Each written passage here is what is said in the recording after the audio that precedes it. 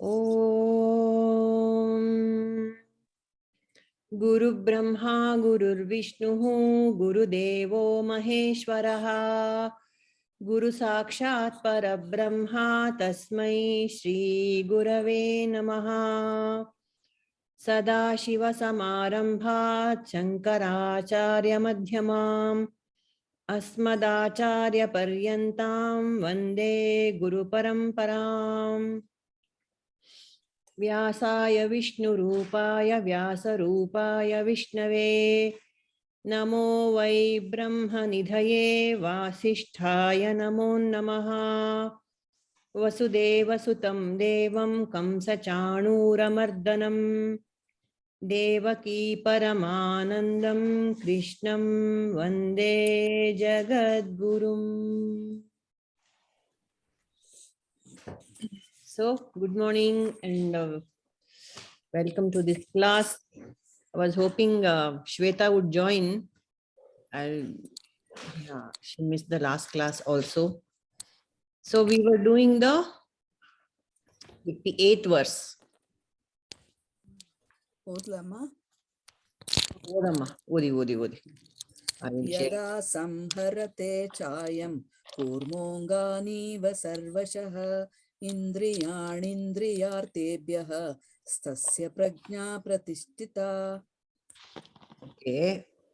So, can you share some insight about this shloka, Chandra?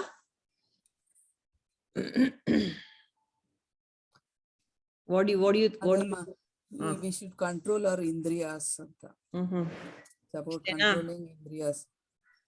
Okay. So this is for our disciplinary in our life. So for example, fasting. Fasting, it is not for God we are fasting, it is for our own self. Well said. Correct. It's not God, it's not for God that we are fasting. Correct. Amele, who was not there in the previous class? Can you share? Anu, you want to share something about this shloka?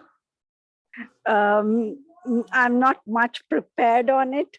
No, just you can, I mean, it's quite self-explanatory, no? Right. Who is able to withdraw the senses from their objects, just as a tortoise withdraws its limbs into its shell, is established in divine wisdom, is what it says. Yes, basically, sometimes being in this world, we always get carried away with all the external influences and around us. And when we are established in ourselves, nothing makes us move away from all those ups and downs, happiness, sadness. We are kind of always stable. At the same time, we kind of withdraw and stay calm and composed. Nothing gets agitated. Yeah. So what you just shared is the end, the last end result. How do we get there is what we need to understand, no? When we withdraw, we are all fine, but how do we withdraw? That's the main challenge, isn't it? Do you all agree that that's the main challenge we have? How to withdraw this, right? Isn't it? So we need to ask ourselves a few questions. Okay, let's all ask ourselves these few questions and let us share if we have anything important. Sorry. Yeah, that's true. I agree with you on that. Yeah. So do I indulge in gossip? Small little gossips. You know, it might seem very harmless, but do I do that? I need to ask myself. All of you need to share this, okay? Do I definitely do? Definitely. Okay. Yeah, without my knowledge, I would. Yes, correct. Yeah. So, little things, we are frittering away our energies, right? When we do such things, small gossips, it's for fun. It's okay. It's actually quite harmless, but then we should not let it become a strong vasana. The moment you see somebody, the moment you meet your best friend, you start talking about the other person who's not in front of you. in a very derogatory manner. So these little things, it shows my state of mind, that I'm always willing to criticize. I'm always, isn't it? Those are the little red flags that we need to be aware of ourselves, our own behaviors. Purnima, if you mind, I don't agree that it's harmless. Maybe at a lower intensity, but definitely our whatever we think at this moment will have a bearing in the future. Very correct. Whatever we think, obviously, whatever we talk, and we influence another person. Yeah. And we are sharing some unnecessary, nonsensical information about some other persons. It's so pointless. It's energizing the wrong thoughts. It's energizing the wrong thoughts. I don't think it is harmless. In our mind, it is harmless. We are just, friendly ribbing of each other. It is fine. But talking about somebody behind their back invariably is in the negative sense. So we need to watch out for these red flags. Like Sneha said, we are energizing the wrong kind of behavior and thought patterns. That is, yes, Anu, you want to say something? Please, I was thinking, how about if we I don't know, like this can be a choice. If at all we do talk, and it can be a constructive talk also, not like in a criticizing way, something in a good way. Yes. Probably we are thinking good about them, or praising them, or trying to. That's not gossip. No, that's not gossip. What's that? Yeah. Yeah, right. So the gossip is especially about inconsequential stuff, which is useless, and we indulge in it. That is gossip. That's it. It's fun. So yeah, those are the little things we need to watch out for. And then, of course, we have so many thoughts in a day. 50,000 odd thoughts. So how many of them are really constructive? That also we need to keep a track. How many of them are constructive thoughts? How many can I actually drop? How many I don't have to even indulge in, continue with that kind of this thing. So all these are some of the things we can do. And the distractions we have through the day. We discussed this last time. What are the distractions we constantly encounter? The ones who are not in the previous class, can you please share? Chandram, Anu, Shaila, what do you do with your free time when you have free time? We kind of probably get involved in different, which makes us happy, which makes us gives us pleasure in whatever we are doing. We might indulge in more of such things rather than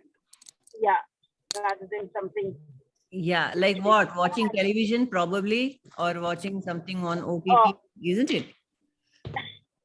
Yeah, perfectly valid. Not a problem. Meet up with friends, or go for a walk, or do something, or listen to whatever discourses or anything it can be. Correct.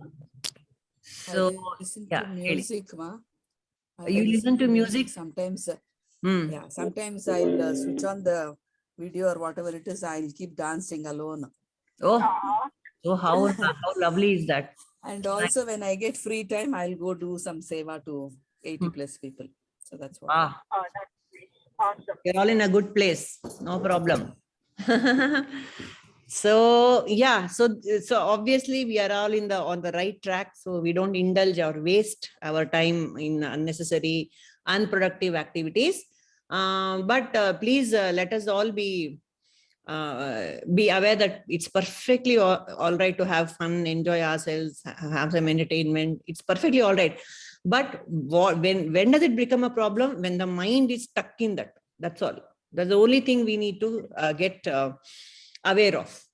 Don't let the mind be fixated on certain activities, and without which it's like a shot. Without that, I cannot go to sleep or something like that.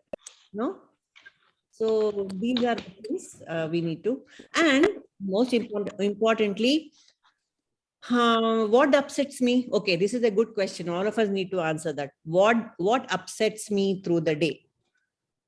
Do I get upset? Number one. If I do get upset, what is it that upsets me through the day? in a something which I don't get what I expect, or something which doesn't happen my way or our way, anything, as per the expectation, probably that can be an upsetting kind of thing.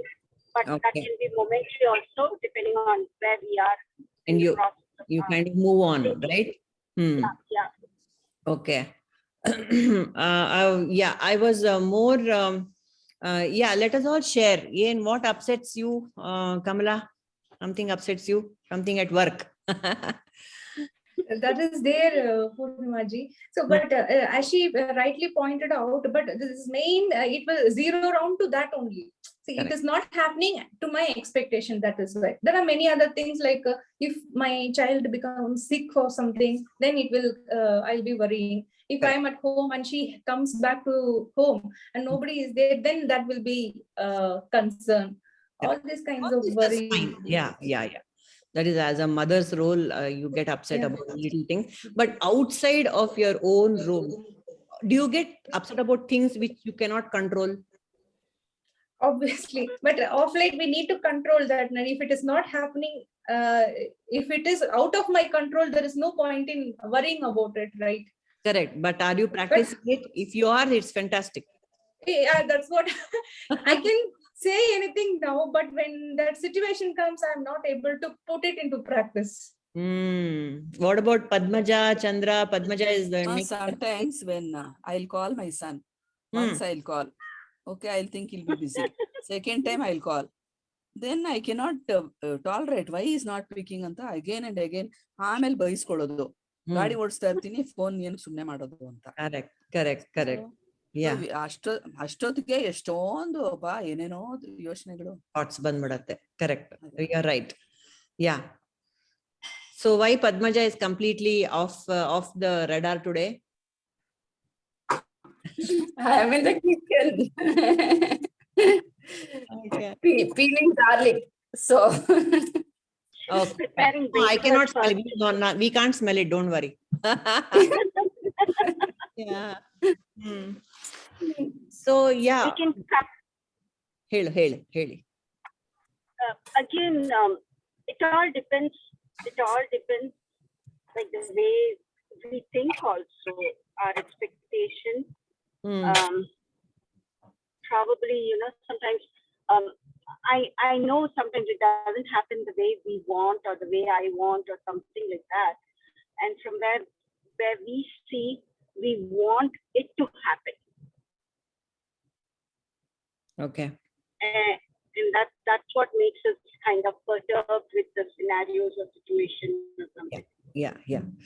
Okay, I was more, all this is perfectly valid because we are directly affected by what we are expecting. We are we have an equation.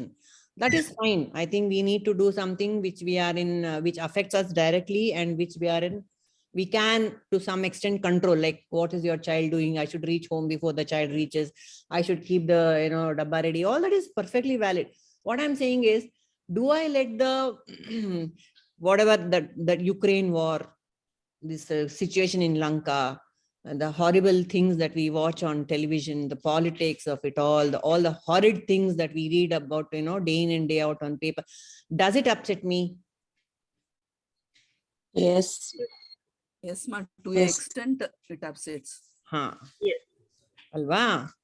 So when we identify the things that upset, see, at that moment you are upset and when you move on, it's fine. But if you're obsessed with it and let it eat into your day, go on gnawing at your mind all the time, because what can you do after all? I asked this question to Prabhuji, especially when 2-3 weeks ago, then that 2 persons slashed the throat of a poor tailor and ran away. It was so disturbing, right? I mean, the mood was off for like entire day. The mood, my mood was upset. I couldn't think of anything else. How can anyone be so cruel? It is inhuman to the core. Even animals don't kill unnecessarily. All sorts of thoughts. Do you all agree or not? Did it upset you or not? It was quite. It did, isn't it? Yes. So at that point of time, we are upset because we are sensitive people. We do feel, we feel the angst of the family of that poor tailor who was killed and all that. So what can I do about it? Is that's the next question. Actionable. What can I do about it? May I? Yeah, please, Sneha, tell me. So again, I feel we do have a bearing Hmm. on these events, on such things. Hmm. Since right now we are on a very responsible role, especially mothers who are bringing up children at an impressionable age. I feel we have the responsibility to bring them up as good citizens. Correct. If there is some this kind of an animosity in them, we can nip it at the bud. So I feel we do have, I mean, and not just with children, I feel we can have a bearing on other human beings around us, at least at Correct. our reach. Yeah, surely. You should. Yeah, so especially meetings like the satsang, I Hmm. feel they have they can affect our thought process. Yes. Yeah. So we do have, I'm sure the way we are right now, we can affect the future. Yes. Right. Very well said. Correct. Exactly what we need to do. So what we can do at this point of time is, I'm neither in a position of power. I'm not the police. I'm not a politician. I'm not an activist. I'm not nothing. I'm just a plain simple, whatever we are at our position. Directly, we cannot do anything about the situation. What we can do is do more and more of what we are already doing. Be in satsang, have, release those good vibrations among, like Sneha said, among our own family members will be affected, and hopefully it will spread to the world. See, that is why the havans and yagnas and pujas are done, no, on a big basis, so that the vibrations they spread everywhere, and these evil vibrations are somehow countered or something. That's the only thing we can do. Only thing we can do. So when such things disturb us, yes, this has happened. Let me not react. Let me not be upset. I'm upset because, yes, I'm sensitive and I want a better society. I want a better world. But what can I do right now? Keep calm. If you're a bhakti person, chant the name of the Lord. If you're a jnana person, do more nididhyasana. What else to do? That's it. So that is how kurmonganiva sarvasha means. That is why the tortoise example is given here. Withdraw your senses from things that upset you. Withdraw your senses from all the what you call instigative, all that. I'm not getting the right words. Okay, all the stuff that irritates the senses, just avoid them. That is the example of the kurma here. That's all. That's what I wanted to tell. So what is the solution then? Can I deprive the senses then? Can I deprive? Should I deprive the senses of all these things? That's also not a proper solution, because the Buddha has given a very beautiful example of a veena string, the strings of the veena. If you anyone knows this example of the veena string, please share. Huh? So the veena or the tanpura has got 4 strings. If you tighten it too hard, if the senses are too much tied, it will break. The string is going to snap, isn't it? And if it's too loose, there is no music that can flow out of it, isn't it? So the only way is to have a moderation. It should just be the right tightness for the music to flow. Similarly, the Krishna is not saying you have to completely suppress your senses. No, that's not going to work. You know what happens to suppressed desires? All of us know. They'll manifest in some other manner, isn't it? All desire, like Ravana. Like Ravana. Yeah, we have got so many examples. You go to sleep, suppose you deprive yourself of a beautiful, sweet, wonderful sweet that you love, you will dream of it. 100%. No, isn't it? It will come and haunt me in my dreams. Wherever I go, I see that sweet. Somebody else is eating that sweet. So that's not the solution. Moderation is a solution, is what Buddha's, all the enlightened people say. So suppression is not the solution. training of the mind is a solution. Okay, you give it little things. Let it be happy. See, another one thing to remember here, since you're all in this Jnana Marga, is I am not the mind. My mind is acting up and nothing is happening to me. That is the critical point to remember here. Right? Nanu nanembudu nanalla. Ee deha mana buddhi nanalla. So the mind, the body, everything may act up. They can go in here, there, everywhere. But I am totally in control. I know how to train the mind. I know how to train the body. So one step back from the mind and I will not be, I'm not upset. The mind goes here, there, everywhere. It's like an elephant, which I need to control. See how a small, tiny mahout controls the huge elephant. You know, how? The elephant wants to eat a banana, it will go to the right hand side and it will go and destroy that whole field also. But the mahout is able to control it. That is the trick here, is what Krishna says. Give it the right feed. Then the mighty elephant called the mind can be controlled. That is what is being said. So that is the importance of restraining the senses. Okay. That is the, like a tortoise. Okay. We'll go to the next one. Moderation is the key. Purnima, there is one more thing, like I have seen somewhere like triple filter test by Socrates. So the first filter will be filter of truth. Is it true? The second filter will be filter of goodness. Is it good? The third one, good one, filter of usefulness. Is it going to be useful to us? Perfect. See, that's how you filter the thoughts. That's how you control. Very nice, yeah, Kamala. So filter of truth, filter of usefulness, and filter of good. Good. True, good, and useful. Fantastic. I love it. Isn't it? Thank you. It's very beautiful. So we apply that filter and we manage our day-to-day affairs. Excellent. Okay, this is the next shloka on the same lines. We can all chant. If Nirmala was here, she would insist that all of us should chant. Okay. ಚಂದ್ರ ನಾನು ಹೇಳ್ಬಿಡ್ತೀನಿ ಆಮೇಲೆ ಒಬ್ಬೊಬ್ರೆ ಎಲ್ಲ ಹೇಳ್ಬೋಣ ಸುಮ್ನೆ ನನಗೆ ನಾನ್ first okay ವಿಷಯ ವಿನಿವರ್ತಂತೆ ನಿರಾಹಾರಸ್ಯ ದೇಹಿನಃ ರಸವರ್ಜಂ ರಸೋಪ್ಯಸ್ಯ ಪರಂ ದೃಷ್ಟ್ವಾ ನಿವರ್ತತೆ S ಚಂದ್ರ ಹೇಳಿ ವಿಷಯಾ ವಿನಿವರ್ತಂತೆ ನಿರಾಹಾರಸ್ಯ ದೇಹಿನಃ ರಸವರ್ಜಂ ರಸೋಪ್ಯಸ್ಯ ಪರಂ ದೃಷ್ಟ್ವಾ ನಿವರ್ತತೆ. Very nice.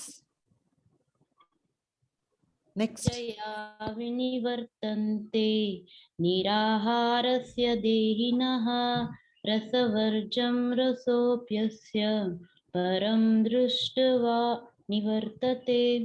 Very good, Deepa. Nice. Thank you. ವಿಷಯಾ ವಿನಿವರ್ತಂತೆ ನಿರಾಹಾರಸ್ಯ ದೇಹಿನಃ ರಸವರ್ಜಂ ರಸೋಪ್ಯಸ್ಯ ಪರಂ ದೃಷ್ಟ್ವಾ ನಿವರ್ತತೆ. Very nice. ವಿಷಯಾ ವಿನಿವರ್ತಂತೆ ನಿರಾಹಾರಸ್ಯ ದೇಹಿನಃ ರಸವರ್ಜಂ ರಸೋಪ್ಯಸ್ಯ ಪರಂ ದೃಷ್ಟ್ವಾ ನಿವರ್ತತೆ. Very nice. Such a pleasure to hear this. Next, who wants to chant? Yeah, sure. ವಿಷಯಾ ವಿನಿವರ್ತಂತೆ ನಿರಾಹಾರಸ್ಯ ದೇಹಿನಃ ರಸವರ್ಜ್ಯಂ ರಸೋಪ್ಯಸ್ಯ ಪರಂ ದೃಷ್ಟ್ವಾ ನಿವರ್ತತೆ. ವಿಷಯಾ ವಿನಿವರ್ತಂತೆ ನಿರಾಹಾರಸ್ಯ ದೇಹಿನಃ ರಸವರ್ಜಂ ರಸೋಪ್ಯಸ್ಯ ಪರಂ ದೃಷ್ಟ್ವಾ ನಿವರ್ತತೆ. Beautiful. Padmaja?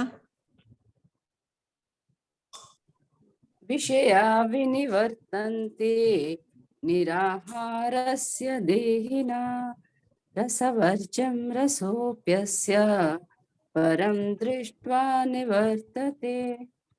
Excellent. Anu, you want to take a shot? Vishaya vinivartante niraharsya dehina rasavarjam rasopasya param drishtva Nivartati. Very nirvate. nice. Yeah, I'm just listening. No, perfectly fine. So, this one is a continuation of the previous sloka. It says, aspirants may restrain the senses from their sense objects of enjoyment. That's what we are all trying to do. But the taste for the sense object remains. We cannot completely get rid of the vasanas. So what happens? However, even this taste ceases for those who realize the Supreme. What fun. So essentially what we are being told here is, let us train our, what's the trick to completely direct the mind towards, remove the mind towards the sense objects is, this taste ceases for those who realize the Supreme. So train the senses for a higher cause. Train your senses, divert them to a higher truth. That's the only thing, no? That's what last time we spoke about, how a small ritual like a Ganesha Puja or a Gauri festival or a Varamahalakshmi, all our senses are trained in fulfilling the requirements of that particular puja. The eyes, the ears, the tongue, we prepare beautiful dishes, tasty dishes, and we decorate with, the eyes are satiated with the decoration of the beautiful flowers, colorful flowers. Our mind is chanting the shlokas. Our ears are therefore hearing the chants. We smell the fragrance of the flowers and the aroma of the food. All the five senses, instead of running out to here, there, everywhere, they're all directed towards the puja of God. Isn't it? Isn't that the beautiful way of engaging the senses? As far as possible, whenever we have time. Isn't it? Yes. Yeah. So let us, you can please share more of those ideas. What else we can do with the senses? Yeah. What do we do? So the problem is, the more we indulge the senses in the other stuff, apart from what we just discussed, the more we take any sense object, it's like a Rakta Bijasura. We all know that story of the Rakta Bijasura. The more you indulge, the taste for it only increases, it never decreases. You want more and more and more, yes or no? That is why when we were younger, perhaps we used to binge watch on television. Binge watching something that, especially that I remember that Friends serial. It is so engaging that you just go on want to watching it, one after the other, one after the other, one after the other. Have you done that or not? Something Yes, we ma'am, like it is so very much. nice. Huh? Yes, yes. I still do it. We still do it. Yeah, as long as I'm aware that, it's good to be aware of what you're doing. That's what. There's nothing. Osho, that master Osho, he said there is only one sin. There is only one sin in the entire universe. What we should be, unawareness is the only sin, he said. If you're not aware of what you're doing, that's the only sin. In all senses, if you are aware of, see, a killer is also aware that he's going to go and kill somebody, but he's not aware of the consequences. That's all. Unawareness of some activity that I'm doing in all its ramifications and in all its dimensions. If I'm aware of it, then I'm perfectly fine. You go and you do whatever you want as long as you're aware. So Anu, you can binge watch, no problem, as long as you're aware that I'm not addicted to it, or if if I don't do it, I cannot sleep. I'm going to dream about it. Then then No. yeah, that's it. Then I need to be very careful about my indulgences. Sorry, When you shared about Osho, you said one needs to be unaware of it. Then sometimes we say ignorance is, sometimes we say ignorance is bliss. What happens at that point of time, because based on the awareness and unawareness, it gets contradicts kind of thing. Ignorance is bliss. There is definitely ignorance is bliss. If you don't know about something, it is definitely bliss only, no problem. Like there are two kinds of bliss we can enjoy. One is the bliss of the buffalo and the bliss of the Buddha, right? The buffalo is blissful. It doesn't know anything. That is not the kind of bliss we are looking at. We need to be aware of everything and yet to be undisturbed. That is the thing. No, Anu. Ignorance is bliss, fine, agreed. To a certain extent, Are Bapra, let me not expose myself to this nonsense. That is fine. But if I am exposed to such nonsense, such things that disturb me, how does it affect me? That is the critical question. How can you go on avoiding things? It's not, because we live in a society and we are exposed to all sorts of inputs. When you are exposed to these inputs, how do you react? That is the important critical question. No. See, the story of the Buddha is about ignorance only. He was brought up by his parents. He was not allowed to step out of his palace. He didn't know what was death. He didn't know what was destruction. He didn't know what was old age. He didn't know what was poverty. That was ignorance. But was he in bliss? Is that, can you call that bliss? No, that is, we cannot bring up our children also like that. It's impossible. It is stupid. We shouldn't. They should know what is reality. They should know the ways of the world. This is how the world treats you. This is how, these are the pitfalls. This is what is life. All that is very important. No, we cannot avoid it. That's ignorance is bliss to a only certain extent, but then jnana trumps it. Always wisdom upper hand. No ignorance here. Ignorance is not bliss. Wisdom is bliss. Only with wisdom can we overcome everything. No? So that's true. Yeah. So that's a nice saying. It's very engaging, but there's only. In fact, that saying is Sorry, Purnima. In fact, I feel the saying is used many times in a derogatory way. Correct. Oh, ignorance is bliss. She doesn't know what's happening around her. Ignorance is bliss. That kind of a tone, right? Yeah. Do I want to be ignorant or do I want to be wise? That's it. Simple choice. All right. So what's the solution here?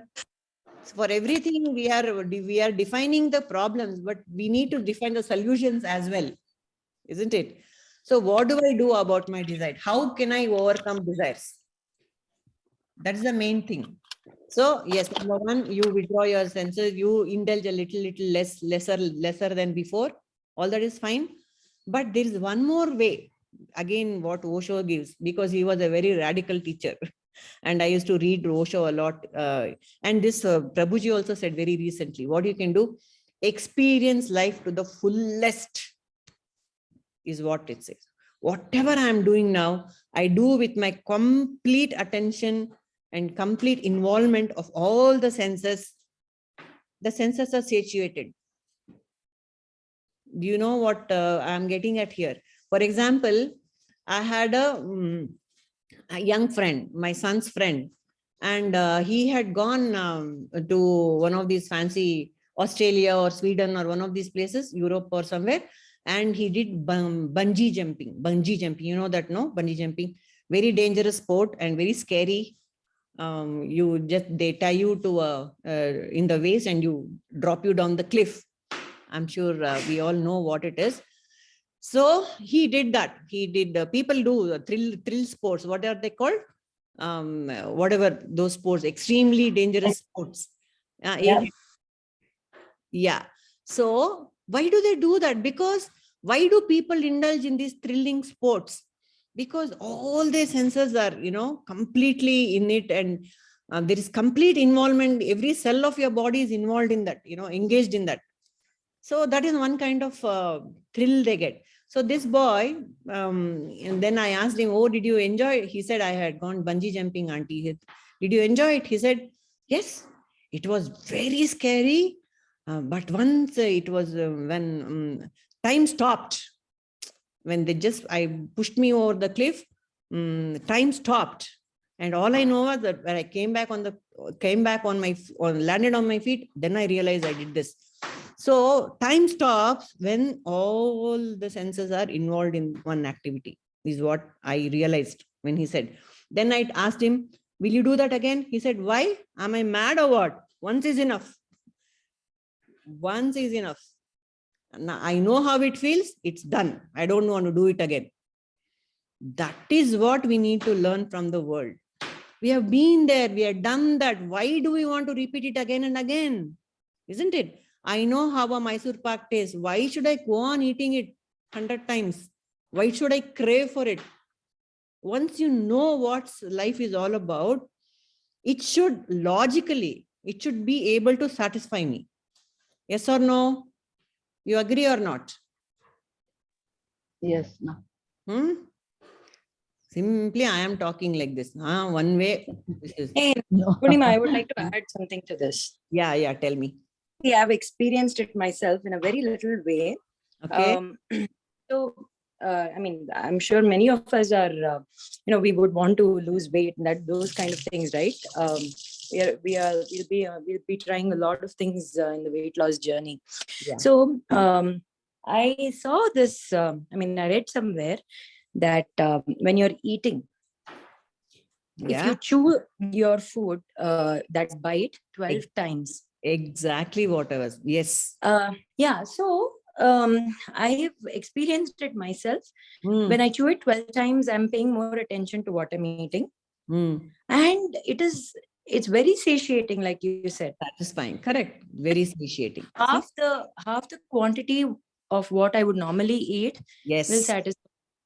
Perfect. That's exactly what the point is. You're right, Sneha. That is exactly the thing. When you do something very consciously, first of all, slow down. See, that is our problem. We do everything in a great hurry. No? So we are not aware of every movement of ours. So just slowing down our activities, like Sneha said, chewing the food, sipping your tea or coffee, enjoying something, feeling something, gardening, whatever, you just slow down and enjoy it totally and completely. Half the thing, you're 50%, you're full with that. You don't need to go back. Heli. Actually, while she chewing the food, as she told, even I have experienced. So we can consume little also, and we can experience the taste and whatever it is. It is very interesting. Yes. So that in that only accordingly we can reduce the weight.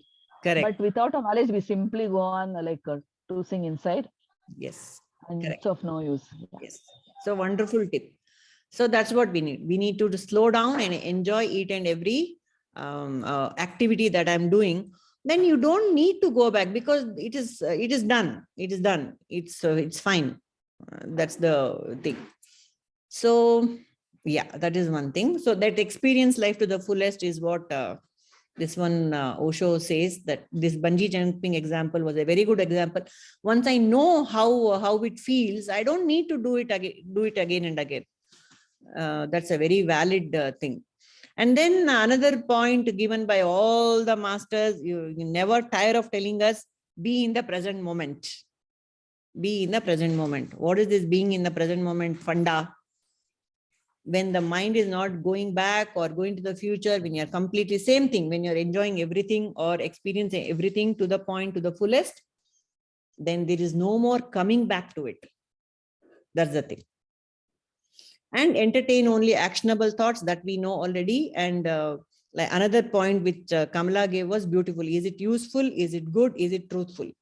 Only entertain such thoughts. Excellent. So this is about this shloka. We'll just chant the next shloka and we can close for the day.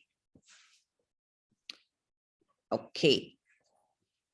All of them on the same theme. Okay, here we go.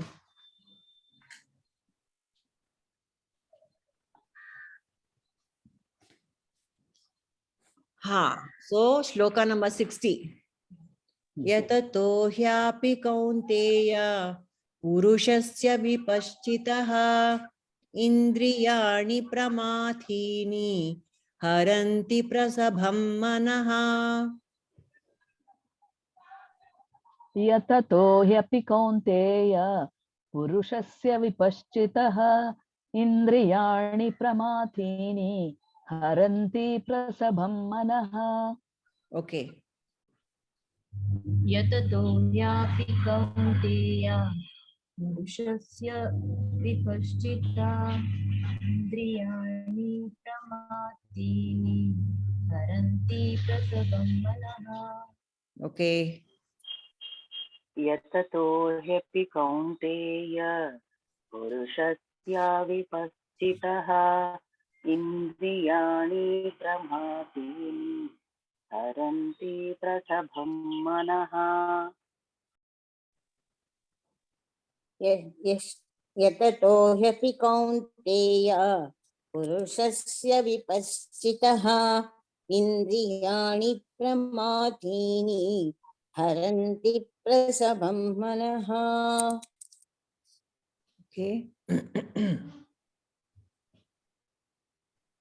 Next. Okay. यततो ह्यपि कौन्तेय पुरुषस्य विपश्चितः इन्द्रियाणि प्रमाथीनि हरन्ति प्रसभं मनः. Okay. यततो ह्यपि कौन्तेय पुरुषस्य विपश्चितः इन्द्रियाणि प्रमाथीनि हरन्ति प्रसभं मनः. Okay. Sneha, ellaru aita? ನಾನ್ try ಮಾಡ್ತೀನಿ ಇನ್ನೊಂದ್ಸತಿ. ಮಾಡಿ. ಯತತೋ ಯಾಪಿ ಕೌಂತೆಯ ಪುರುಷಾಯ ವಿಪಶ್ಚಿತ ಇಂದ್ರಿಯಾಣಿ ಪರಮಾಂತಿ ಹರಹಂತಿ ಪ್ರಸಂಭ ಮನ. Haranti prasabham manaha. Yes. Okay. So this shloka is going one step more than what we just discussed. The senses, however, are so strong and turbulent, O son of Kaunteya, that they can forcibly carry away the mind even of a person endowed with discrimination and one who practices self-control. What do? This is dangerous, man. There is no escape from the senses, is what being said. Even one who does austerities, one who is in the business of controlling the senses, even such a person is carried away by the senses. The senses are so powerful. That is what this shloka is saying. Padmaja, you haven't shared anything today. Did you have anything to tell us about this? I haven't done for this. I've done for the last one, but then I think this one I haven't written it anything. So I think others can pitch in. Okay, but next week we'll carry on with this again, right? With this one. Okay, done. Okay. Yeah. Anyone wants to share about this shloka? One sentence, all of you tell, and then we will close for the day and discuss it properly in the next class. So what do we do? Hello, ma'am. Yeah. Yes, please. Senses are so strong even in a person who has discriminating power. Yeah. That is complete knowledge between what is right and what is wrong, that they take away or kidnap his mind. Yeah. Example. Yeah. Vishwamitra's tapasya thousands of years ago. Yes. Was allured by Menaka for sensual pleasures. Yes. Another example is Shauvari Muni. He saw two fishes having sensual pleasures, and looking at them, his senses took over, and he came out of the water and started doing sensual activities. Okay. By engaging the mind in bhakti, one can see such material engagements and material enjoyment will become distasteful. Okay. Yeah. Very good examples. We all know about this Vishwamitra. Yeah, please continue. That's it, ma'am. That's it. Okay. So that's what it is. So how this Vishwamitra, all these great rishis who have been meditating for years and years, even they can get, the senses can just apaharan, they can kidnap the mind. So what is more powerful, the mind or the senses? Are they different or are they one and the same? What do you think? Is there any difference between the senses and the mind? And why do you have these two terms anyway?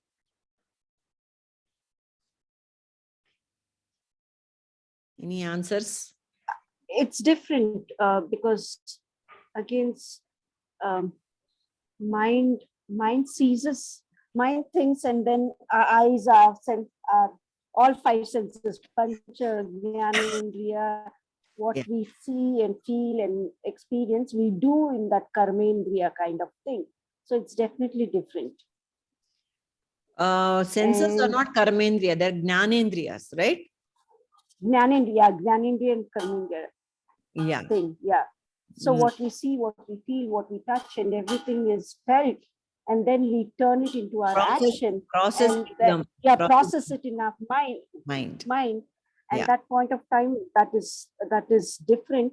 Yeah. And when mind is something, buddhi is something, again intellectually we discriminate. Yeah. And we learn that discrimination over there. Excellent. So the senses are nothing but instruments. They just give the inputs. Independently, they have no opinions, but it's the mind which takes the inputs and forms the opinions. And if it has discrimination, fine. Otherwise, it will go wherever the senses are taking the mind, isn't it? So like Deepa said, the Shaubhari Muni, this fellow was a great tapasvi. And he was meditating. He had the power to meditate and sit and go under the water and do tapasya for thousands of years. He had that kind of sense control. And so under the water, he saw two fish mating. And then that was enough to take his mind. That whole years of tapasya got disturbed by that. And that vasana came up in him. And he went to the king of that land. And that king had 50 daughters. And he told the king, I want to marry one of your daughters. The king was stunned. What this man, he was doing tapasya all these years. Now he's coming and asking the hand of my daughter, the princesses. What shall I do? He was very worried.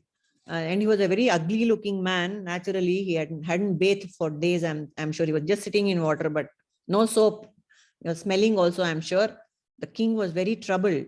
And the sage was very powerful, right? So he could sense what the king is thinking. So he converted himself into a handsome man, very handsome youth. And so the king could not do anything about he had to obey the sage.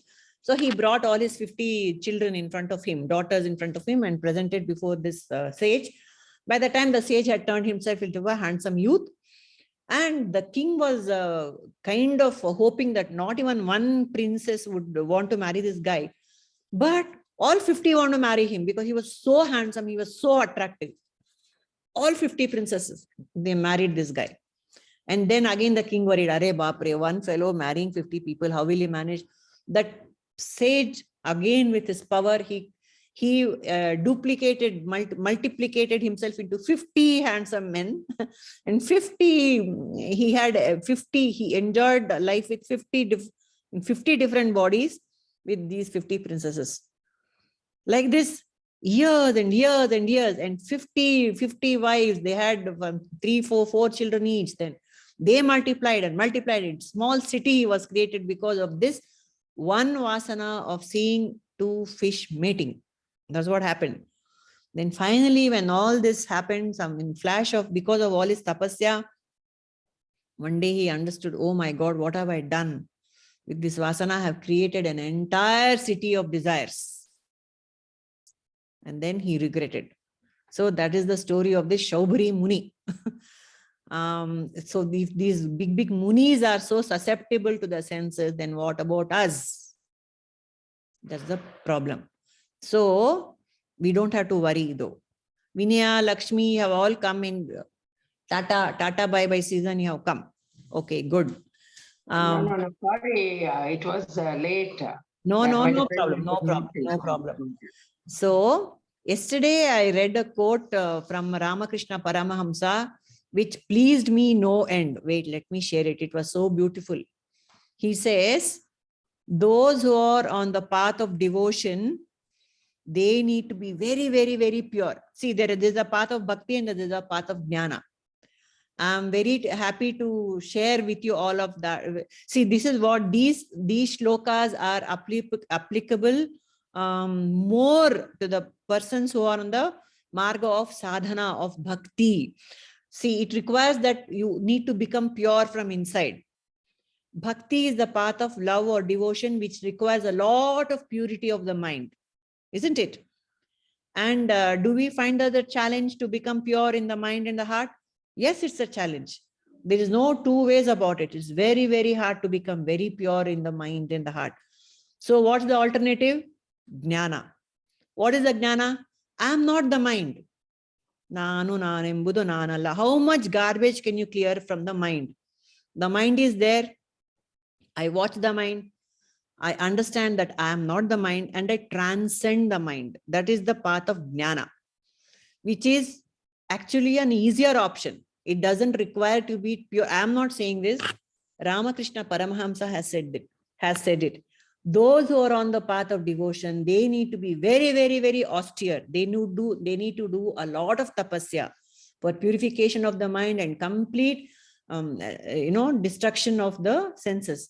But those who are on the path of jnana, it's easier for them because they understand the mind is not me. So I'm pure. I'm Shiva. I'm always pure. I'm untouched. The mind can do its nataks, no problem. Let it go, do whatever it wants. Once the distance is created between the mind and the pure self, it doesn't touch. And the mind does not get the energy also. So it sorts of becomes a secondary, it also becomes like a limb, like your hand or leg or something. You're not controlled by the mind is under your control. So the path of jnana, clearly Ramakrishna, though he was a bhakta of Kali, isn't it? Ramakrishna Paramahamsa was the greatest bhakta ever. He said that jnana is the easier way to overcome the mind and the senses. So Swami Vivekananda told of Sri Ramakrishna, he is all bhakti outside, but all jnana inside. That's what Vivekananda told about Ramakrishna. Outwardly, he was a bhakta to the core. All his activities were total of bhakti, of devotion to Kali. But inside, he was full sthita prajna. He was a complete jnani. Whereas Vivekananda, he told about himself, I am all jnana outside. I talk only of Vedanta, but I am all bhakti inside. I love my master Ramakrishna. So this jnana and bhakti ultimately are the two sides of the same coin. But to get there, to get to the sthita prajnatva, jnana is the easier method, is what all the masters tell us. Okay, shall we end today with this? Done? Okay. So closing prayer, Chandra heltira? Ama. Hel. Purnamada Purnamidam Purnat Purnamudachyate Purnasya Purnamadaya Purnameva Vashishyate. Om Shanti Shanti Shanti. Sarve Bhavantu Sukhinaha. Sarve Santu Niramayaha. Sarve Bhadrani Pashyantu. Ma Kaschit Dukkha Bhag Bhavet. Asato ma sadgamaya, tamaso ma jyotirgamaya, mrityorma amritam gamaya. Om Shanti Shanti Shanti. Harihi Om. Shri Gurubhyo Namaha. Harihi Om. Thank you. Thank you all. Thank you so much. Thank you.